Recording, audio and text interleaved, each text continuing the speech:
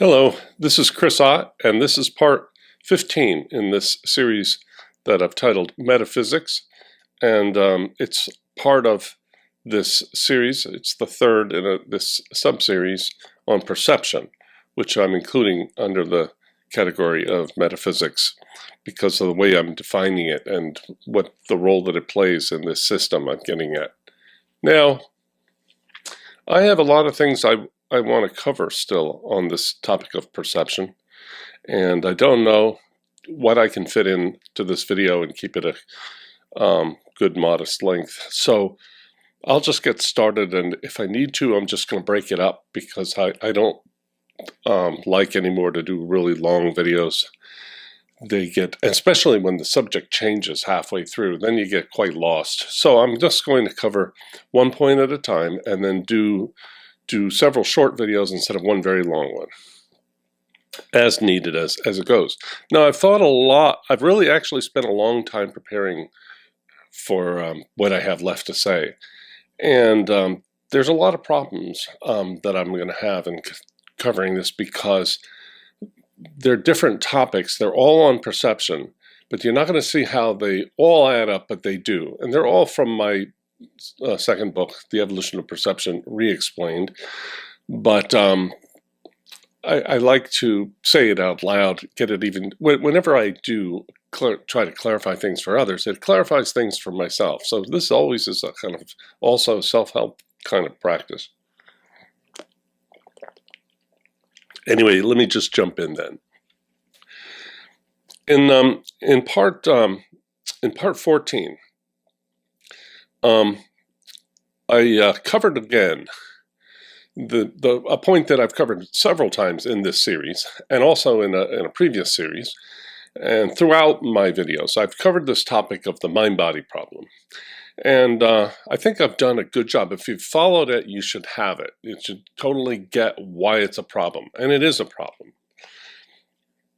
Now, the reason that I cover it isn't because it's the main subject of my philosophy. It's because in order to give a solution to something, you've got to explain to people what it is that you're solving. So now, the mind-body problem is the problem that our perceptions, they according to neuroscience, so contemporary neuroscience, our perceptions, both mental and our sense perception, all takes place in our brain, in those chemicals and those structures of the brain. It's like a it's a product of neural activity and chemical activity in the brain.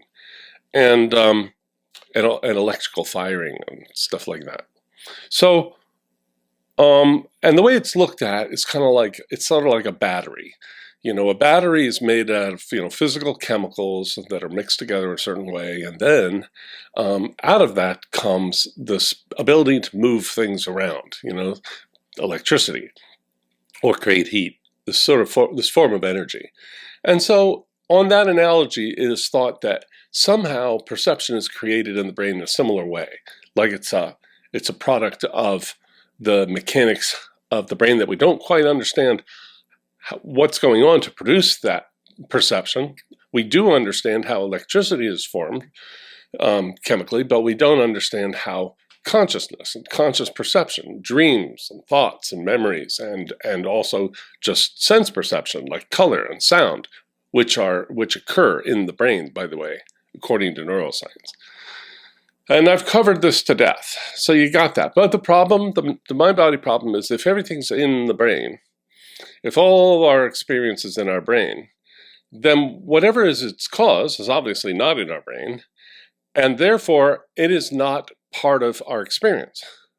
So the cause is outside of our experience, and it's called in philosophy the external world, or the outer world, or the outer causally responsible object, but it's all theoretical. So I've said this over and over, I'm going to say it one more time.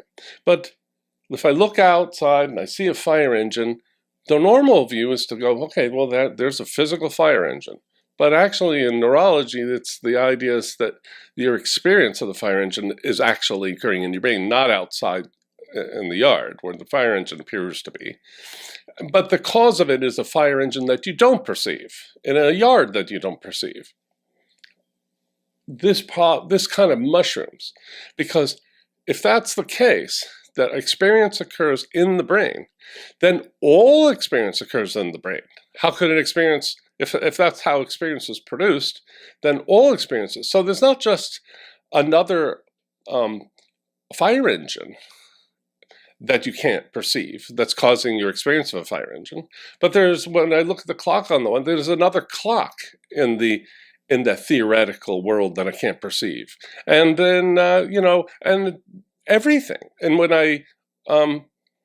and at least all physical things, all the objects around me, they're actually, the experience is occurring in me, and there's another one besides the experience, an unexperienced one somewhere in a theoretical external world.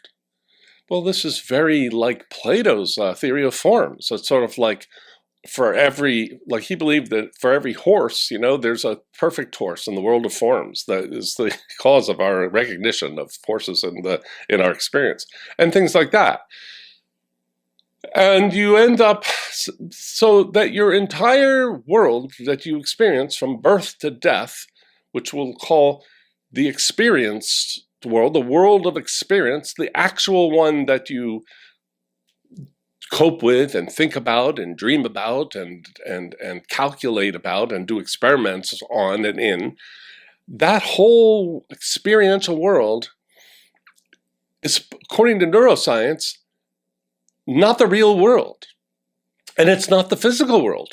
It's some kind of mental representation of some physical world that we can't directly experience, not with our senses or even imagine it, because if you've never perceived something, obviously you can't imagine it.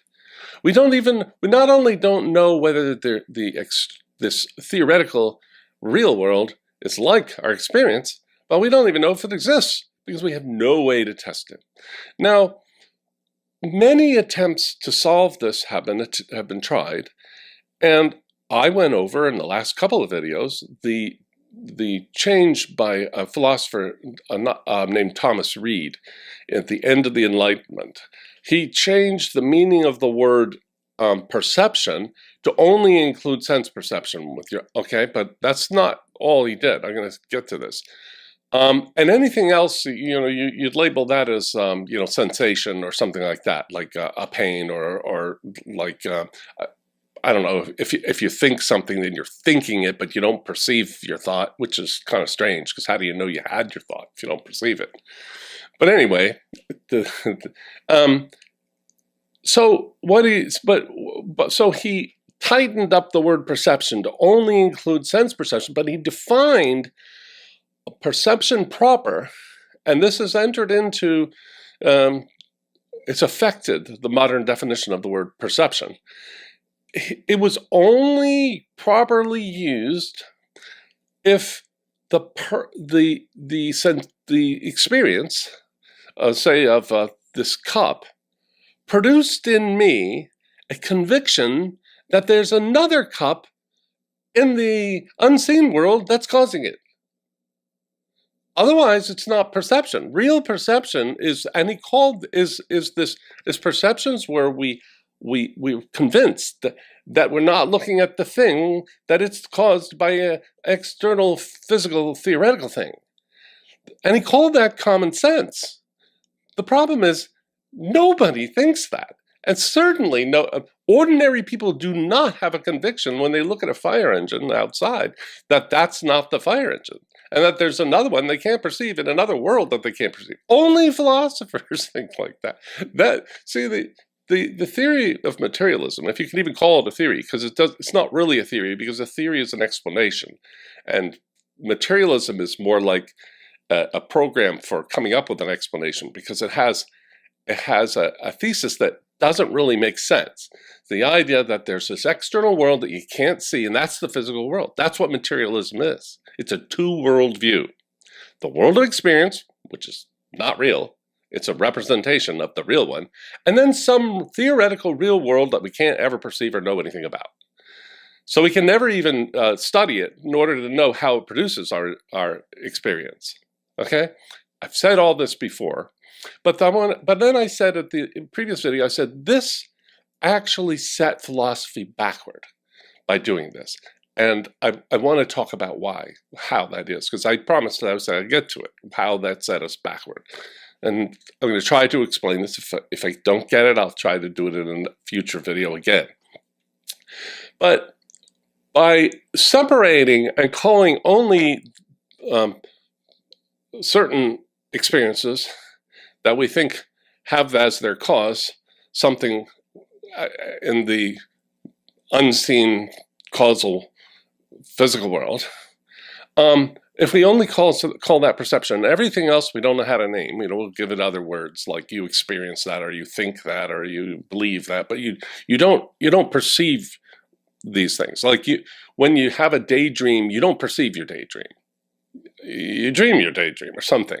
It impedes speech. But the problem with this is it's trying to set the definition according to a unproven, because this whole idea of two worlds is not proven. You can't ever prove it.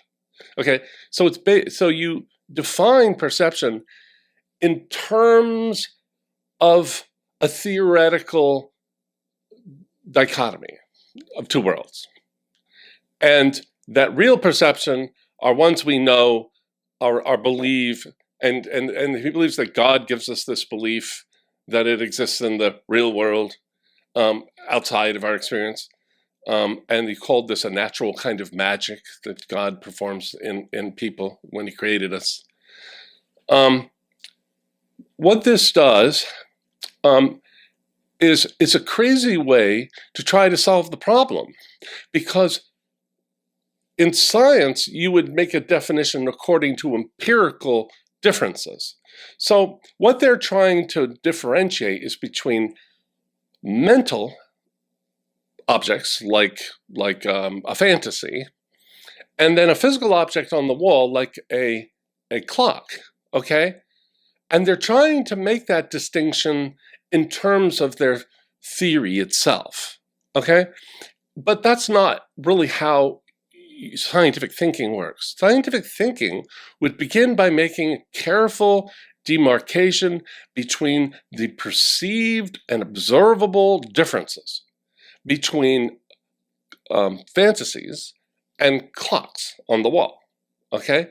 And you mark those differences, and now that's what you need to account for. The idea that you try and define it according to your sort of confused account, which actually is a problem, not a solution. The two-world view, it's called the mind-body problem. So they produce the mind-body problem to solve their concern that you don't want to mix together, fantasies and real clocks on the wall. Or like let's say there's a clock on the wall. Look at it. That's a clock right now. Now, I close my eyes and I remember a clock I saw in the store today. So that's like mental versus physical, we say. But what we need to do, instead of have a theory about what makes the difference, about the difference being that the cause of the one on the clock is in another world, and the cause that we see, ultimately even the cause of my experience of my memory of the clock I saw in the store is also in that occult other world, if that's your theory, because you just saw it earlier. So that's not really a distinction, but we should instead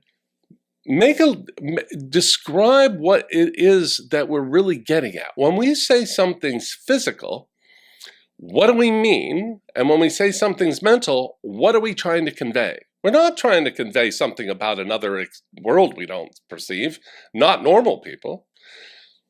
We're trying to convey that there are definite differences, and that's how we be able to distinguish. Like if I'm on a drug and I'm having a hallucination, I might guess that it's a hallucination because it's just in my mind or in my brain, if you want. But how, as opposed to things in the room, which are also, according to neuroscience, the experience of them is in my brain. However, I might need to make a distinction between these weird goblins flying through the air on LSD and the rest of the room behind them that's the same, which I guess is physical because I'm looking at it. So what's the difference? Okay, so philosophers in the Enlightenment were trying to do that. They were looking for those actual differences. Like Hume said, this is more distinct, or this is more, kind of diaphanous, the mental one, or memory or thought of a clock, say. But the actual clock, it's very distinct and, clear. But that's not really true. We have like lucid dreams that are very, very clear. That's not a very good demarcation. What I noticed thinking about it, I also talked to my professor about this when I was doing my thesis. The real difference between my dream that I had last night and the clock on the wall is that my dream I had was a private, unshared experience. It was my experience. Nobody else.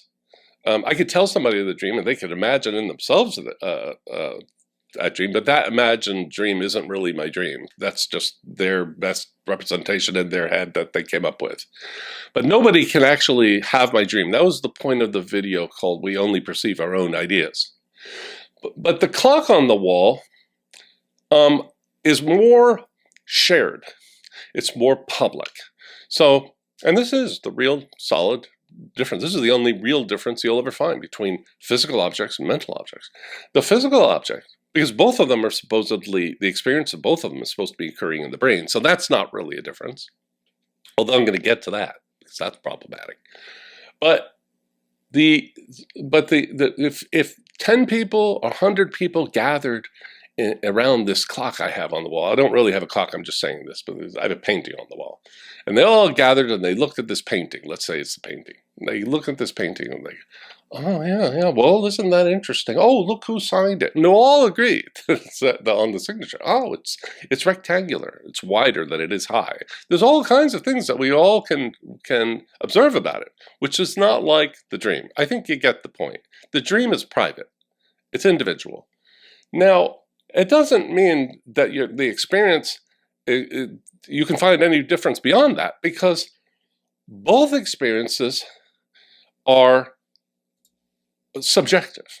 So let's say there's 10 people looking at this painting, and the 10 people all notice that it's a horizontal rectangle, and it's signed by this person, and there's the date, and they all agree what they see and the colors. What it is all of them are having that experience subjectively, meaning personally and only in their mind or in their brain, if we want to believe that. But the difference is that the experience is what's called intersubjective. That means 10 people or 20 people or however many people come and look at that picture at the same time, they are having an intersubjective experience. They're having the same, roughly the same, because they're standing in different parts of the room, and some, also in a change in angle. Some have color, are colorblind, and some, so it looks a little different, but it's basically the same thing. It's all determinable, by the way, those differences according to your physical and mental states. And so we all share that. But it's subjective in each one. So it's like a shared subjective experience, or very similar. And even the differences you can determine by like where you're standing in the room. So, all right.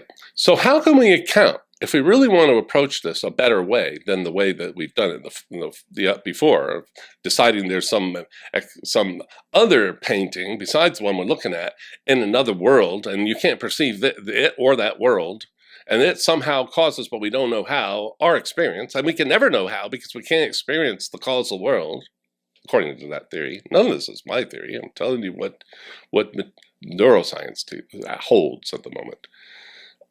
What my theory is totally different, but I'm saying what the problems that they have. So they have this intersubjective, but if you note that intersubjectivity of the actual painting, and then you notice that my fantasy of another painting that I've always wanted to do, or or my memory of one that I saw in Paris, that's private. That's mine. So that has to be accounted for in any system.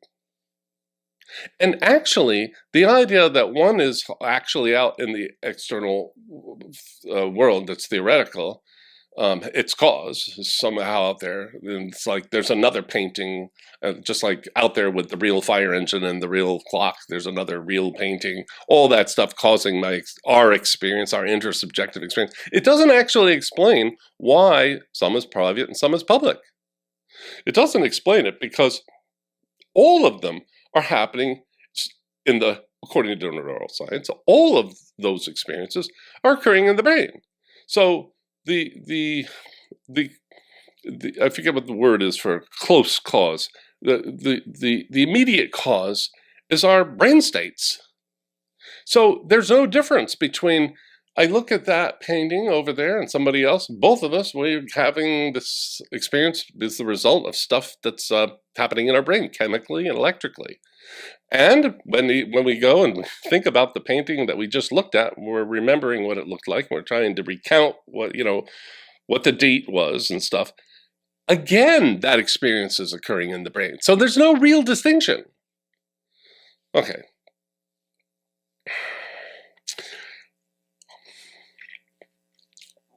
I'll give one more point on this. I'll cover this and then I'll move on. There was this theory, still exists, behaviorism. It started out like it's, when you're studying somebody and you're relying upon the testimony of their experience, like say in psychology, they're saying how it feels to be hungry and so forth. But you decide, well, we're relying on their kind of, their testimony.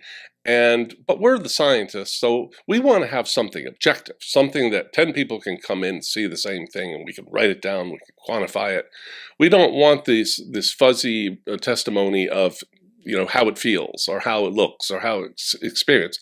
Let's say what any scientist can write down and it's repeatable. So let's just talk about how things are on the outside. So they started saying, well, to be hungry is to start salivating, okay? So whenever he's hungry, he's salivating. So let's not ask him whether he's hungry. Let's just check and see if he's salivating. Oh, he's salivating. That's something we can observe. How much is he salivating? Let's measure the saliva, So that must be how you measure, how hungry he is, Not what he says. The problem with that idea is there's nothing objective going on, because it doesn't matter if there were 10 scientists in the room observing this guy salivate, every one of them is having their experience in their brain. And when they're writing it, they're only describing their account of their experience. And even if you're quantifying things and you're saying, even when Newton was doing experiments to establish the formula for gravity, and which is numeric in an equation, what was he studying? He's studying his experience. So that's an equation of experience. It's a law of experience. That's what he's doing. And it was subjective, but anybody could come along because it's also intersubjective. So behaviorism is just confused. They're trying to make a distinction, but they haven't really clarified what it is. As a matter of fact, so what do we mean when we say something's physical? What do we really mean? We can describe it in terms of, weird occult things you can't observe that are in the theories of philosophers, what it means. But that's not very satisfying because philosophers just make up a lot of stuff, like the matter, as I've said, and there's even a section of this series. It's called Matter is a Theoretical Entity. I didn't think that up. That's actually a fact, but it's something you don't usually say. Of course, if you mean matter like this is the matter, it's plastic and it's got water in it, and those are material, and then there's matter, you can observe that. But metaphysically, when they're talking about that world that you don't perceive, that theoretical material other world, outside of your experience, that is a theoretical entity, okay? See the difference?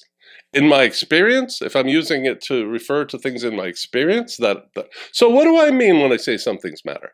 Well, the things that I would observe that are differences in the experience is that material things are solid. Like this cup is solid. They're persistent. In other words, it doesn't disappear. Like in a dream, you start dreaming about a cup and suddenly, you're holding a rabbit. It's always blah, blah. It's sort of liquid. But a real thing's solid. And it's public, it's shared. If I want to go show this to somebody in the next room, he'll say, "Oh, Chris, what are you doing? See, do you see there's a cup? See, do we both see?" So that's a quality. Now, all of these are in the world of experience. So I can completely define what I mean by a material object in perceptual terms. Now I've covered that. But now I want to go further. And I'm not sure how far I can get in this talk, and I may switch to stop and then start again in a little bit. So I can think in between before I move on. But the next point I want to make is that I can account for all the things that we want to account for, which of course are things in our experience. What else would we want to account for? In terms of experience, in terms of perception. Everything. So let's say I want to count, I just did, if I could cover these, I don't have a bullet list, I should. But let me go just a few. So I want to explain, not only is this solid, but it has dimensions, The top of it has a certain circumference and all that geometry, but all of that is describing my experience. Okay, that's a description of my experience of the cup. The fact that it has a circular top and that it's in the shape of a cylinder. I pulled all that out of my experience. Then also, it's pulling down toward the earth. Well, what's that all about? Well, that's a law.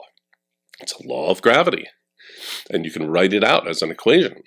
But I can account for that in perception. I just say, oh, it's a law of perception. It's a law that determines things that are perceived. When an object of this particular class, which we call physical, is lifted, it always has, as part of our experience of it, it is experienced as pulling toward the earth. So it's a law of perception, and by a certain equation. Now I can explain energy. Energy, instead of hypothesizing some metaphysical stuff, this energy thing, it's become sort of new age to talk about energy.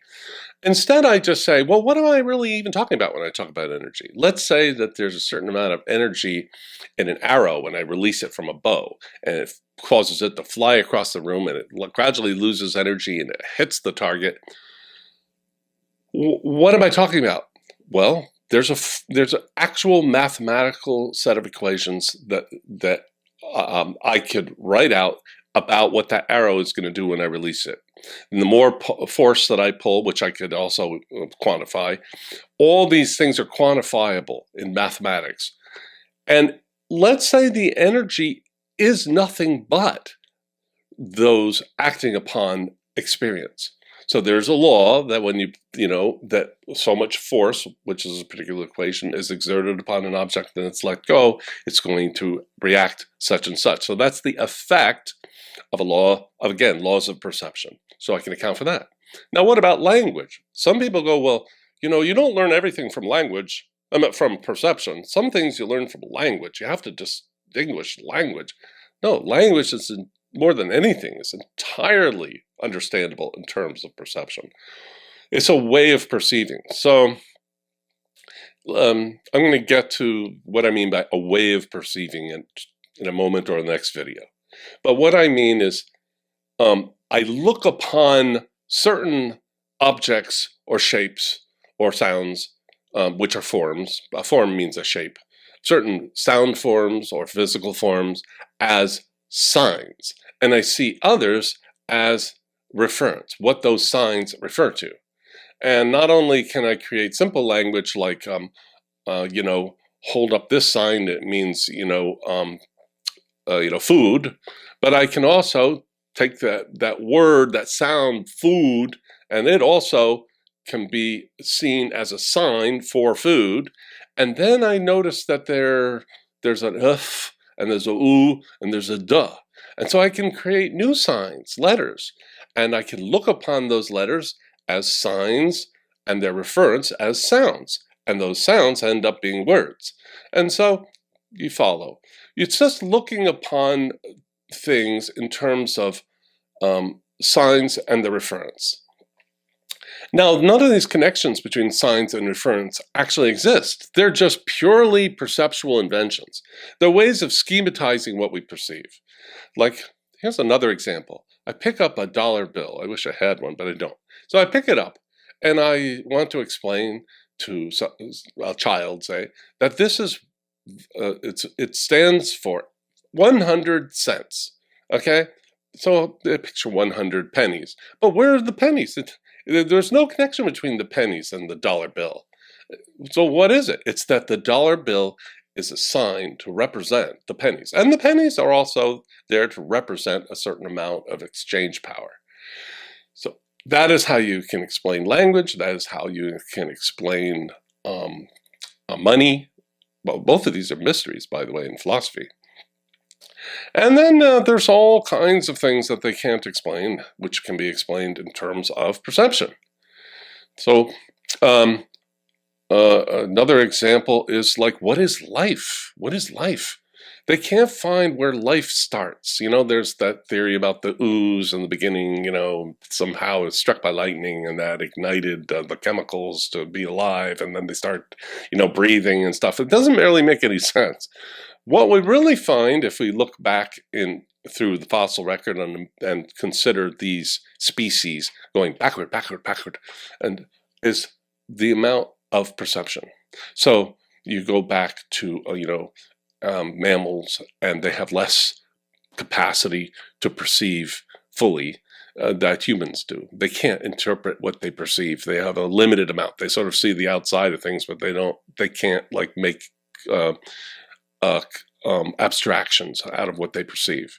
So they don't have language. So they don't have names for things. And then we move back to, slugs and worms, and they have some ability to distinguish, which way is forward through the mud, and they eat and so forth, but that's very limited. So if we go back, we could explain life not in terms of motion and breathing and eating and so forth, and these functions, but rather look at it as an evolution in how much perception there is. That's where we're getting at the idea of an evolution of perception. This is the underlying actual thing that has happened, and that all these functions, like how we breathe, how we eat, how we reproduce, those are secondary functions to stay alive and to go on having this perceptual experience. Now, I can also account for the difference between physical objects that are shared and, ones that are not shared. So the reason that the physical world is a shared experience is because it evolved before our personal experience. And this is harder to explain. It's in my book. It's what I give a chart for. Where a thing arises, if it arises before individual consciousness does, then it will of course be sort of like experienced from a single witness. So it's like it's all the same. But then as individuality evolves, there's more and more and more differentiation. Okay, so the point of all this is that we can look at the world a different way than this manner of seeing it in terms of things that we experience are something that's mysterious and we want to have an explanation. And this old habit from the caveman days, of coming up with some occult thing you don't see to explain it. Because it doesn't really explain it. In fact, you have a new thing now that you have to explain, that weird thing that you don't perceive. So we get away from that. And one of the ways we do that is by noticing that everything is in experience, okay? And you can account for every part of experience in terms of how we're perceiving, okay? In terms of perception. And you can only do this once you unify the word perception back to its base, to its meaning. Anything that you can become aware of is something that you perceive, whether it's a thought, whether it's geometry, whether it's a theory, whether, the meaning of the words I'm saying, or perceptual things like the clock on the wall I see with my eyes, or the music and I hear it with my ears. All of them are perceived. If we include them all into this perceptual world, the phenomenal world, the experienced world, we can begin to start to explain that experienced world in a much more, in a better way, looking for what has happened to cause it, rather than what magical thing can we come up with to explain it.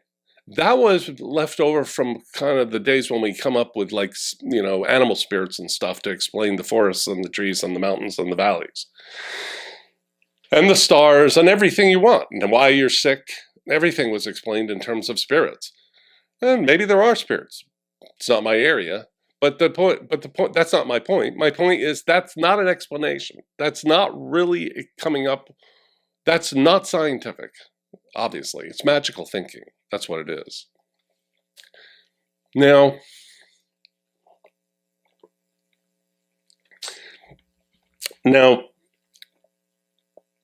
there's another thing. I'm kind of making another segue. And again, I'm probably going to go longer than I thought, but it's coming to me, so I'm going to keep going, try to fit it in. Against what I said at the beginning of this talk, that I was going to break it up.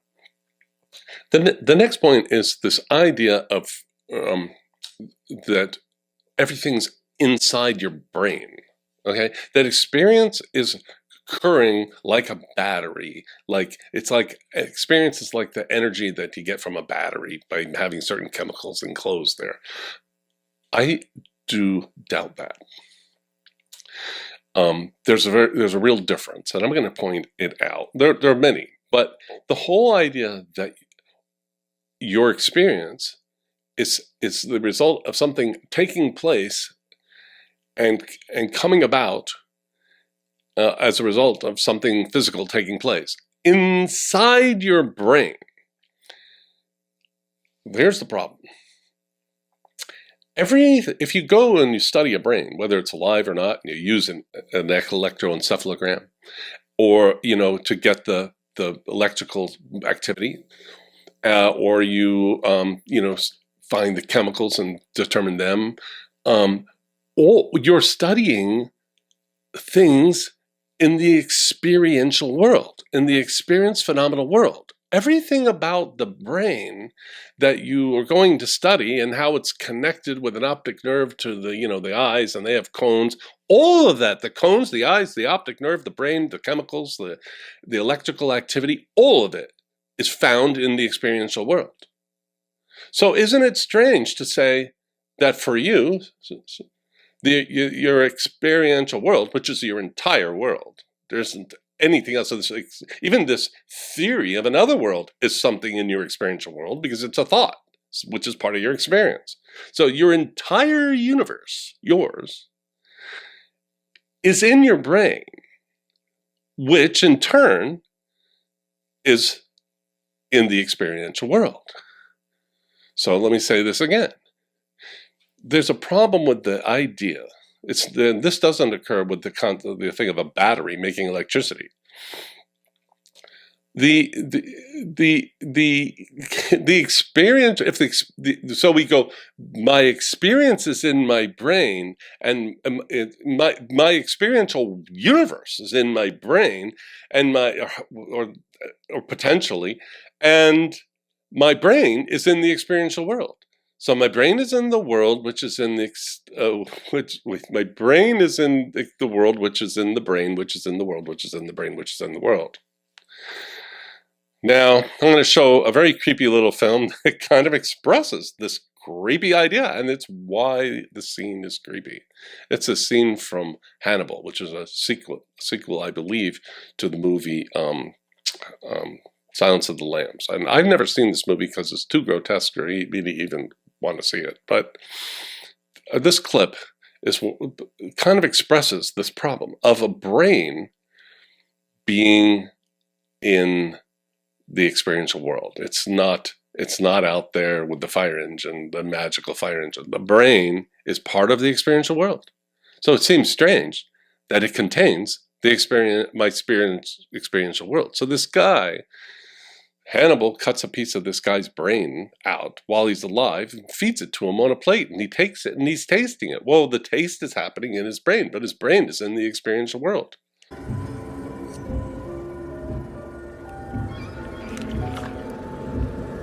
Dr. Lecter. You see, the brain itself feels no pain, Clarice, if that concerns you. For example, Paul won't miss this little piece here, which is the part of the prefrontal lobe, which they say is the seat of good manners. Your profile at the border stations has 5 features. I'll trade you. Trade? Stop now, and I'll tell you what they How does that word taste you, Clarice? Cheap and metallic, like sucking on a greasy coin? Who's Clarice? Agent Starling, Paul, if you can't keep up with the conversation, you better not try to join in at all. Paul, I'm Starling. See. Here.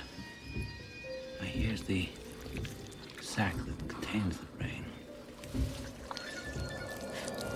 I would really like some wine. That smells great. Yeah. Let's try that, please. I would really like some wine. It is good. Now, if you don't think that's a problem, a paradox like that, then I don't know. For me, that's a serious problem because it doesn't occur in the evolution of perception. In the evolution of perception, perception is not something that's in a brain, happening in a brain. Now, a brain is necessary to perceive, okay? But so are these glasses. When I take these off, I can't even see what's going on. I put them on, there it is. But does it mean that my experience is inside these glasses? No, it means I need these to experience. So the brain is kind of like a lens upon a world that evolved long ago in perception. The formation of bodies was totally integral to that formation. Essentially, when you look around the world, you're looking at bodies. I'll get into that because I have to expand what I mean by bodies. But like, soil is made of dead bodies of worms and plants, in the past. And so that's what we're standing on when we take a walk in the, forest. So it's kind of like we're bodies looking at bodies. And so we need these, and they're part of this perceptual evolution. You can't separate it. They are part of that evolution, and that's in my book. But the idea that my perception is in my brain has another problem. Is perception the kind of thing that can be inside of something? It's purely an analogy, you see. You can't go get a jar of perceiving. Now, I'll tell you why. I want to talk, again, another segue, but I'll fit it here and be done with it. Okay, I've got an appointment soon.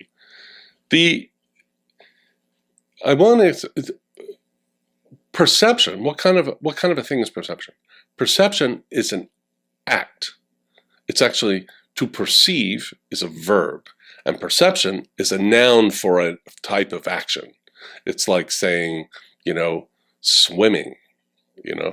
To swim is an act. Now, in the case of a swim, it's a physical act. It's something somebody does. But perception is not a physical act like running or swimming.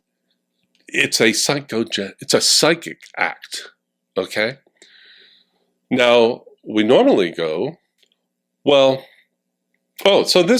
fact that it is a verb is why it's not in the brain. Because an action isn't in the brain. Some people object. That's fine. If they look at this carefully, they'll see. Perception is not a stuff. It is not a thing. It's not an object. It's not even an entity. An entity could be anything. It could be a corporation, but perception is not that. The fact that it's a noun is just because it's what's called a verbal noun. It's a noun for an act. I'm going to get into the relationship between perception and consciousness in another video because it's really off topic, but it's important. Just briefly, consciousness is a state. It's a state, and perception is an action, and consciousness, to be awake, is a necessary condition of perception. And the opposite is not true. You can be awake without perceiving. So we'll go into that. But here I just want to say perception is a verb. It's an act. Now, if I look upon something one way as opposed to another, what do I say of that? It's like how I'm looking at something. That is an adverb. So I'm looking at that. If like I say that space is really a way of perceiving. So it's an adverb. I perceive spatially. Perceive is the action. Spatially is the adverb. It describes how the perception is occurring. It is organizing all that it will take experience of in terms of this space, which is a construct of perception. That's from Kant, by the way. That's totally ripped off. But I think he was right, and I applied this all throughout as what I call the perceptual schema. And in the end, that's really all you need to explain the universe, is an evolution of such adverbs toward a verb. Now, how could there have been an action going back to the beginning of time? Where did this perceiving come from? If we go back, before there were planets and air and anything physical, because I can explain everything physical in terms of ways of perceiving. I do in both of my books, but I can't. How do I account for the perceiving? Well, first of all, in any system, there's something you can't account for. Everything is going to be reducible to something. In materialism or reductive materialism, everything is reducible to matter, which is a theoretical entity nobody ever saw and doesn't really explain anything. However, where does matter come from? Since the atomists and the Greek days, it's always been the position that matter was always here. We don't know why. So something has to be primordial. In my system, what's primordial is psych. Now, this idea that there's something, I don't mean that it originally was perceiving anything, but it had the capacity to. And this idea of sort of like this original logos, which means reason, by the way. Some people say word, but if you look, it's more closely means word, because when we speak, we're reasoning. It's like an intelligence predates the universe. And this intelligence, which evolved, is what mystics have called God. And we misunderstood them because we had invented our gods. We thought you were talking about what we came up with. No, they never were. This is something fundamental, primordial, from before the beginning. When I say before the beginning, before things began. And it had something caused this intelligence, or this logos, or this psyche. Psyche actually is the original Greek word for soul. This one soul, this oversoul, this universal soul, the one soul, the actual soul that's the only soul, which Emerson called the oversoul, by the way, and the Hindus call paramatma, which means param means supreme, atma means soul, means supreme soul, also called Brahman. So, and every soul is really Brahman. Atman is Brahman. Shankaracharya, 9th century. So, if you're still following me, this is what evolved. So I do not mean that something inside of a brain evolved. I don't even believe perception is in a brain. I believe brains are in perception. The perceptual world, my perceptual world, isn't in my brain. In fact, if I cut open my head and I pulled out a mirror and I looked up, my brain would be in the world of perception. So as I say in my book, I say, I don't think the world's in my head. I think my head is in the world. It's much more normal to say that. And if you do this, you don't come at the end up with this concept of two worlds, one you don't see and one you do. You only have the one you do. There's only one, and that is actual common sense. If you asked a smart, successful person that isn't interested in philosophy. That's probably why he's successful. But he looks, that's kind of a joke. It's always been around, since the ancient days, that philosophers are kind of impractical. But it's not true. Actually, one of the reasons we have this modern world is because of philosophers. But we'll take that dig. Let's say he's a really practical guy. He's really rich. He's got a beautiful wife. He's got a great big house. He's got everything. Everybody likes him. And you go, well, see that fire engine out there? Outside your window? Look at it. And he goes, well, okay, what do you want? And he goes, is that a physical fire engine? Of course it is. What are you, insane? Please leave. I don't have time for this. That's what he'd say. Because that's common sense. The idea that it's not the real and that your entire experience is like inside your brain and that there's really another world that you can't see and you never can. Nobody knows how it created the world of our experience or even how it created brains, let alone what's in them. That is not common sense. And that's the sense in which Reid set philosophy backward, not forward. The idea that belief in this external world literally became a litmus test among philosophers in the 20th century to show that you're a scientific thinker when you have common sense, is that you believe unequivocally and have no doubt that there is an external invisible world causing everybody's experience. That is so nuts. In the Nazi Germany, there was a thing called the icy world theory, a completely ridiculous theory. It was the idea that everything was made of ice. Comets were made of ice, everything was made of ice. And the universe was made of ice. And it wasn't just popular in Nazi Germany, but it actually became a litmus test if you're a real loyal Nazi.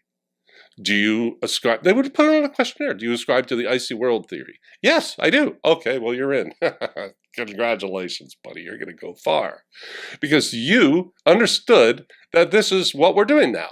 That's the way it is right now in materialism. That's why nobody even knows anything about philosophy. And the philosophers don't make any sense. And you pick up a book like Explaining Consciousness Explained by Daniel Dennett, and you go, what? What? It's like a big fat. Go read it. It said Barnes and Noble because they're pushing this nonsense, total nonsense, beginning to end of the book. You will have no idea what he's talking about because he's not talking about anything because he's trying to evade the problem. He's actually rating the problem that they don't know how to solve this problem.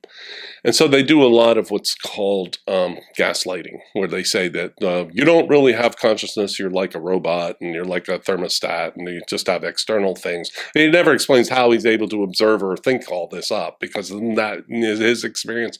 It's all gaslighting. They're not serious. They're just joking because they are so exhausted and are so aware that they really have a problem they can't really solve because the problem is intrinsic to the way of thinking, this dichotomy. And by the way, as I've said before, in science has moved away from occult entities and is continuing to do so in lieu of evolutionary processes. All right, I fit a lot in. I have another appointment I have to go to. I'm going to be filming a friend.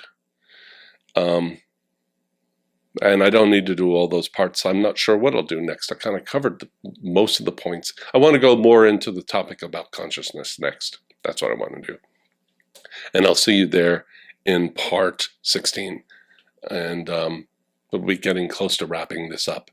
The whole section on metaphysics, including the subsection on perception. I will see you next time. Hopefully, check back. Take care. Bye-bye.